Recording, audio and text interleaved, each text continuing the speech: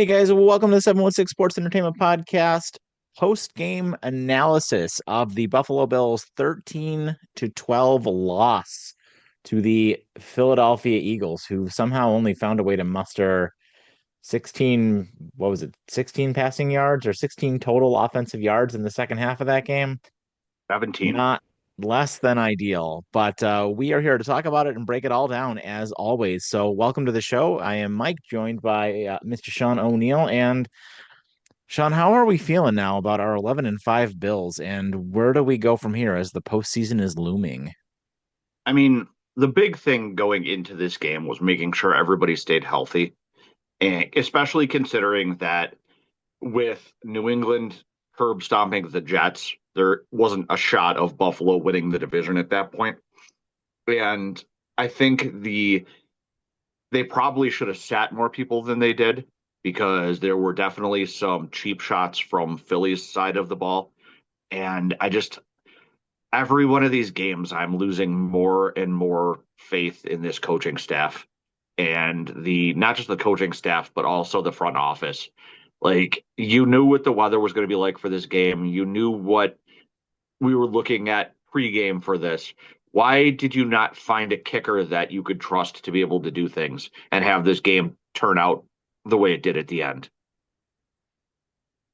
Yeah, I mean, the kicking situation is interesting, and I want to talk about that a little bit because obviously it weighed heavily into the decision that they made at the end of the game, which seems to be what everybody's talking about.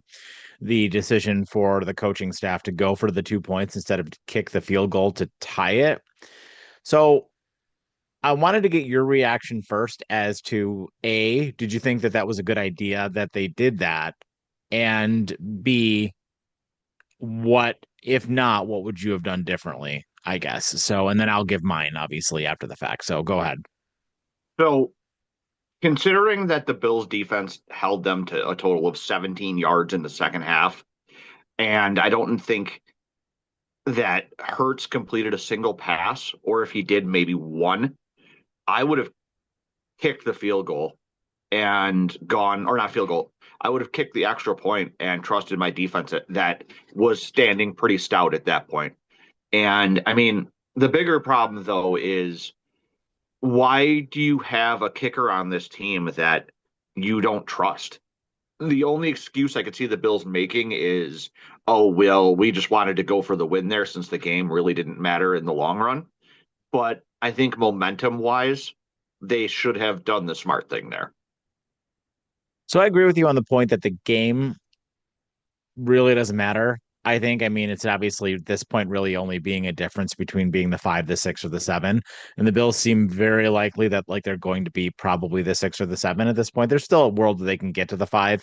It's going to require Houston to lose next week and the Chargers to lose next week and for us to beat the Jets, which the way things are looking right now, we'll get into our playoff talk in a little bit here. I mean, it's certainly possible. The Chargers losing, it seems very likely as they're playing Denver. And Houston could get upset by Indy. I don't even know. Houston's another team where if Jacksonville is blowing out the Titans, Houston might sit people as well. So they, because Houston's got a lot of injuries too. So Houston could also treat that as a mini bye themselves as well.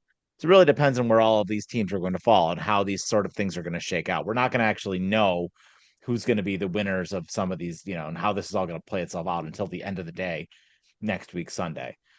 But with that said, I think that they were I think that they were trying to just keep I think they were just trying to go for the win and honestly get the game over with because I don't think they felt that the game itself truthfully mattered. And the way Allen was like hobbling around and obviously seeing how he just, I feel like 99 times out of 100, Allen makes that 2 point conversion play because Shakir was wide open. And Allen just, it was a bad throw. But at the same time, Allen was hobbling around a lot. And although he says he's fine, and the x rays showed that, they were negative for anything wrong with his ankle or his foot, I didn't really want him taking any more hits. In like, I mean, if all that really is going to matter here is like, you know, seeding, like between the five, the six, or the seven, because the Bills are already locked into a playoff spot, I would rather everyone was just healthy. I can agree with that. And you're right. He definitely, I mean, with the amount of sacks that he took yesterday, he was definitely taking a beating. I mean, Philadelphia was throwing everything they could at our offensive line to get through them, including poking Spencer Brown in the eye in what was a pretty dirty play. But I think that you're right. It probably was better for them just to get off the field. And the combination of him hobbling and the extremely terrible weather, no doubt, played into it as well. Yeah. I mean, yeah, the weather was definitely rough, and that combination of rain and cold and not snow and cold makes a Yeah. pretty big difference. Like, I mean, you saw that's got to be some of the worst weather to play sports in. Like, honestly, I would rather it was just snow. I think the game would have been drastically different if it was snow. Oh, yeah. Um, but with that said, so we are now 11-5, and we got the Jets coming to town next week for what is very likely going to be the last game at New Era Field before they move across the street to the new Highmark Stadium. New Era. How am I calling it New Era? And this Highmark now. The Ralph. Let's just call it the It's the Ralph. Ralph. It's the Ralph. And before they move across the street to the new Highmark building. So I guess what do they do now, right? Because there's a lot of problems, right? And I thought the defense played great. I mean, I know Philly's offense is a bit suspect, and yeah, that's been talked about ad nauseum by all of the talking heads. But what do we do about this offense? I mean, it's much too late to fix anything, right? Like much too late in the season. They can't sign anybody. We gotta, we're hoping for some things to change. Obviously, the kicker got released, so it sounds like Prater will be back to being able to play for the Jets game. I'm hoping that we get some news on Ed Oliver this week. Get him into the lineup so he can at least get a few snaps, so he's ready for the wild card round. So where do we go from here? I guess. I mean, just gotta hope that Allen puts on the cape for the wild card round and forward. I mean, this defense is what it is. Even once Oliver comes back, I think they've gotten to the point where they know that, well, I've said it several times, they're a bend, not break defense. And we just have to be accept the fact that they're going to allow points, but then lock in more as the game progresses. So we saw it in this Philly game. I mean, they only allowed 13 total points. That's not bad. Philly generally scores more than that, especially when you consider how bad the Bills' rushing offense is. I'm shocked that Saquon Barkley didn't run crazier over them.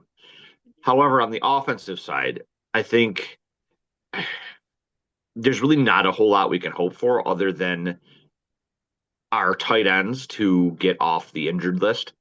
I think having a fully healthy Knox and Kincaid for the playoffs will be huge, considering that they are our biggest threats outside of Shakir in like the short yardage. And if Brandon Cooks maybe that long ball catch, I mean he had 100 yards yesterday. The last time Brandon Cooks had 100 yards was 2023. So maybe that's a sign that he's getting back into the swing of things and full football shape, which would be nice come playoffs. Yeah.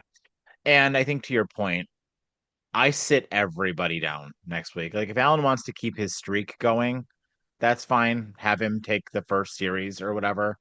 But I mean, after that, everybody sits down next week. Yep. I do not.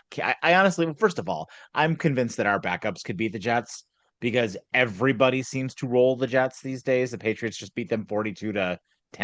Before that, the Jaguars beat them 42-10. So, I mean, the Jets are actively trying to lose. And I have, I could care less about a meaningless game against the Jets in week 18 at this point, now that it doesn't matter. So, and I'm assuming the Bills will probably try and do something for those fans with it being the last game in the stadium. But at the same time, the playoffs are way more important. And I don't want to see Kincaid on the field. I don't want to see Knox on the field. I don't want to see anybody who's dealing with anything playing next week at all. Not one I mean, person. Hook will probably play because he wants to get the record or the scoring or yardage record for the year. The rushing title. But Yeah. yeah, um, But I would say the second he hits that goal, I take him out. Yeah. And you're right. I would say most of hell, you could leave the receivers in because who the hell cares?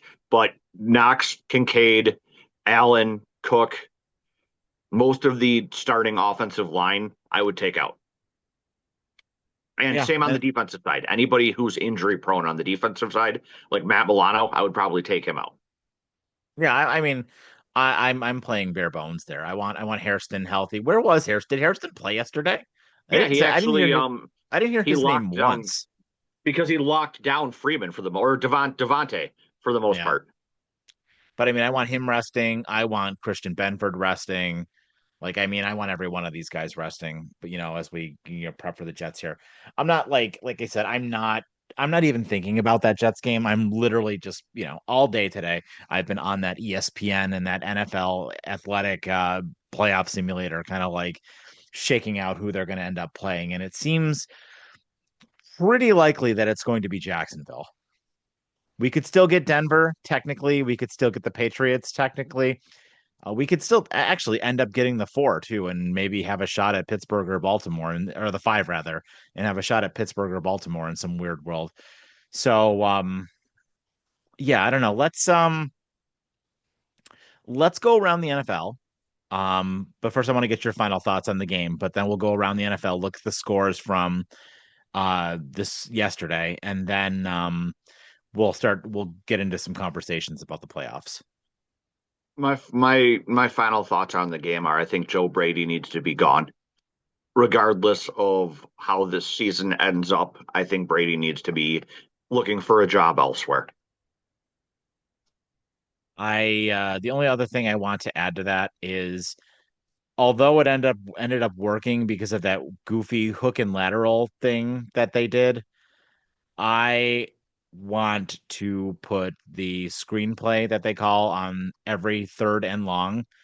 I want to light that on fire, put it in a rocket ship, and send it to the sun. And I never want to see it ever again. I hate Like that play. I cannot stand the screenplay with no blockers on third and long. I don't ever Yep. want to see it. Frankly, I don't want to see it at all on any down, but I especially don't want to see it on third and long. The the idea that a screenplay without blockers will work is so incredibly dumb to me. Like you watch these teams that effectively use the screenplay and they always have end up having like two people at a minimum over there blocking. And that's why they work.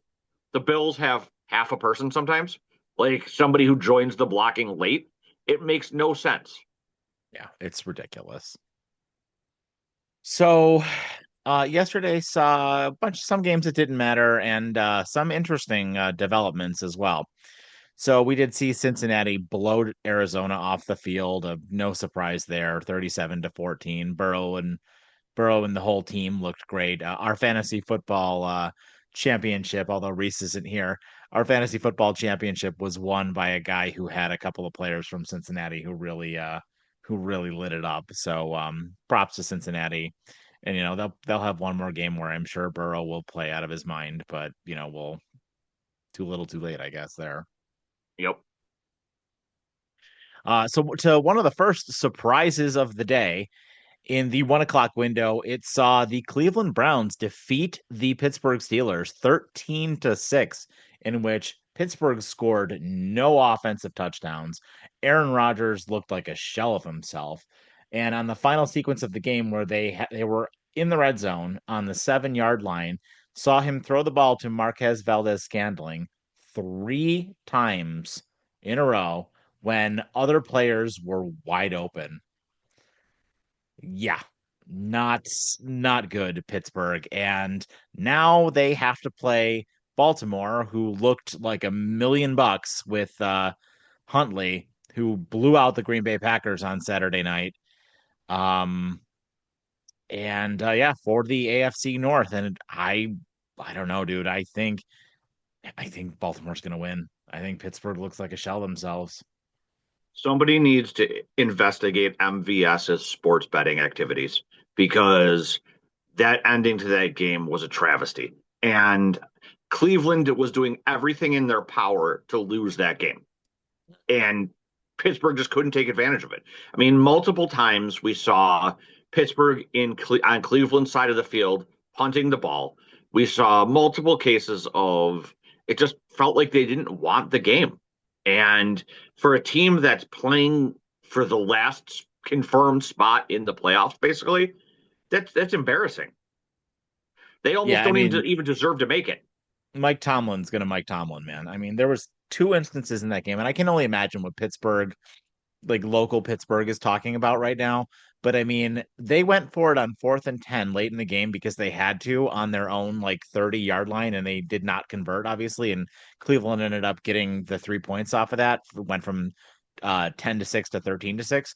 But they were on the Cleveland side of the field with fourth and around 6 twice, Yep. like around the Cleveland 42, 43, and they punted twice.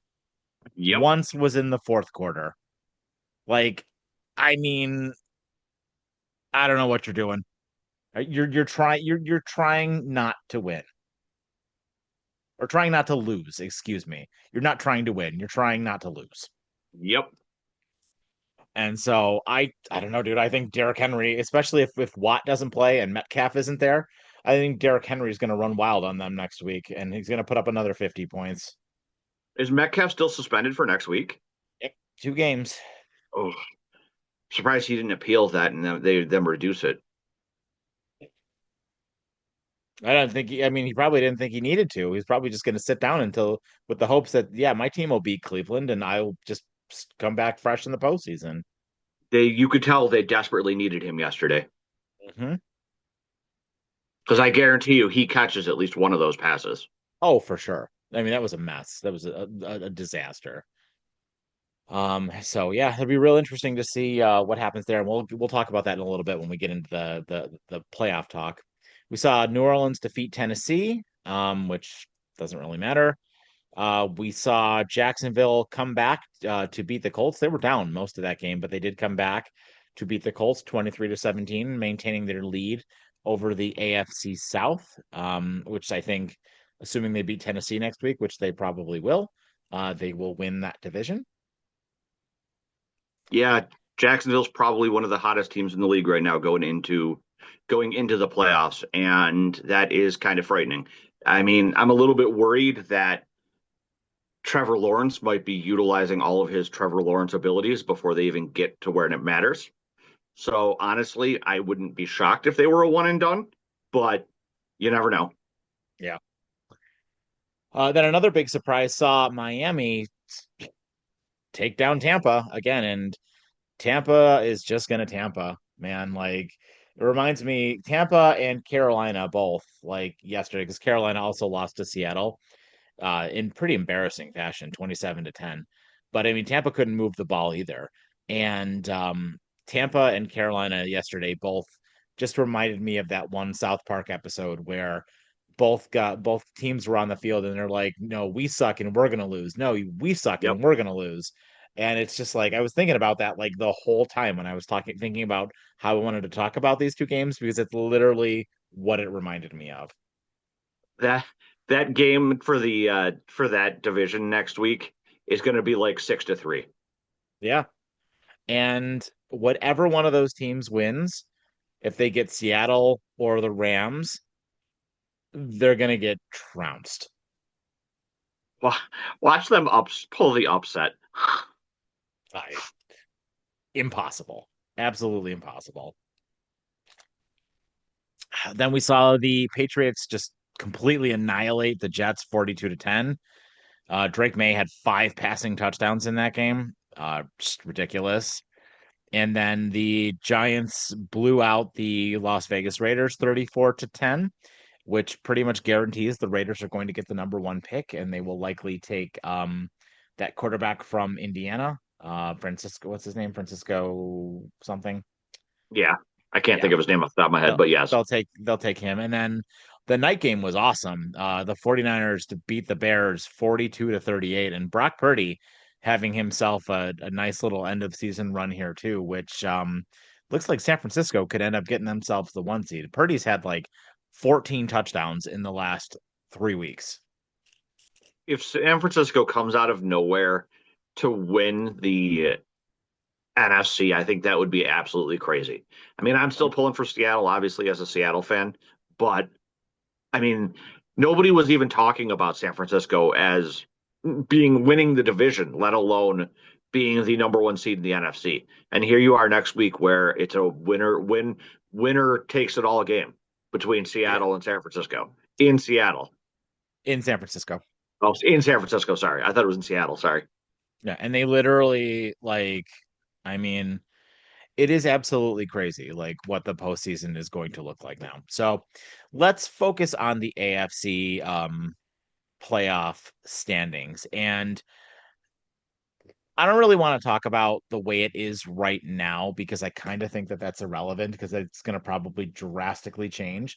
So let's just quickly go through the games next week. We'll just pick the winner or the loser so we can talk about um, where we think things are going to end up for the AFC. So Houston is hosting the Colts next week, and I'm only going to talk about the games that matter for teams that are in the playoffs. So who do you got Houston hosting the Colts? As much as I would like to see the Colts pull one out for Rivers here, I think Houston still wins, even with resting and all their injuries. Okay. Jacksonville has to play Tennessee in a game that matters in Jacksonville. They have to Jacksonville's win gonna if win. Houston wins. Yeah. Then you got the Chargers and the Broncos. That's probably the big one. I mean, obviously, Chargers are playing for placement, and so are the Broncos. I Broncos think the win number Bronco. one seed. I think the Broncos. I think the Broncos win. Is Okay. it in Denver? Yeah. Yeah, I think the Broncos win. Okay. And then Patriots Dolphins. I assume the Patriots are going to sit people, but then again, I don't know if that matters. I think the Dolphins are going to win. Okay. And then Bills Jets. I think the Bills beat even the Bills backups beat the Jets. And then lastly, Pittsburgh Baltimore. I know you and I disagree on this one, but I think Pittsburgh. Okay. All right. So that gives us Baltimore, or I'm sorry, that gives us Denver as the number one seed with the bye. That gives us Jacksonville at the two, the Steeler or the Patriots at the three, the Steelers at the four, Texans as the five, Bills as the six, Chargers as the seven. So you would have the Chargers going to Jacksonville. Most likely Jacksonville wins that. Unless I mean this San Diego's going to want to be proving something, not San Diego, LA, because the last time they went to Jacksonville, they got embarrassed, or Jacksonville went to them. I can't remember which way it was. But the last time the two of them played each other, which I think was the last time the Chargers were in the playoffs, they got embarrassed by Jacksonville. And so, you know what? I'm still going to lean Jacksonville's way, but I think it'll be a tight game. Then we'd have Houston and Pittsburgh or Houston and Baltimore. I think Houston wins. Either way. Either way. Okay. And then obviously the Bills would make their second trip to Foxborough. Which I think the Bills can beat the Patriots. I do too. I absolutely do too. And I think of all obviously I want Pittsburgh the most in round one, but I think the Patriots are the next most advantageous matchup for the Bills. I Great. think like I do not believe in the Patriots at all. I do No, not believe in them at all. I've I been saying think for weeks now. yeah, them doing what they did to the Jets yesterday tells me nothing because everybody does that to the Jets. Yep. So yeah, so I mean, I absolutely think that the Bills could go in there and beat them. I mean, I think it would be a great matchup, and I would lose my mind if the Bills somehow found a way to lose that game. Like, absolutely lose my mind, and I might give up football forever if the Bills lose to the Patriots. I'd be But right there with you. I feel pretty good about the Bills going into Foxborough and beating New England right now. Like the way things are right now, especially if the Bills can get a lot of people healthy. I just I think Josh Allen's too good in wild card round. And I think Josh Allen, just in general, like he comes the ball out. Like Josh Allen is like he puts the cape on in the postseason. Like he has never been other than that first year against Houston, which, whatever, I don't even count that anymore. Every single one of our playoff losses has not been Allen's fault. All Oh those no. losses to the Chiefs, that was on the defense every single time. Allen balled out. I mean, he didn't look great in that Cincinnati game, but it still wasn't all on him. No, the defense couldn't make a stop there. No. So, I mean, they were they were slow to start, but they could not. The defense couldn't get a stop. So, I'm not bothered by that too much. So that's the case. Then you'd have uh Denver Bills, assuming the yeah, assuming that's the case, then you would have the Bills then going to Denver, and then you'd have Houston and Jacksonville for a third time this year.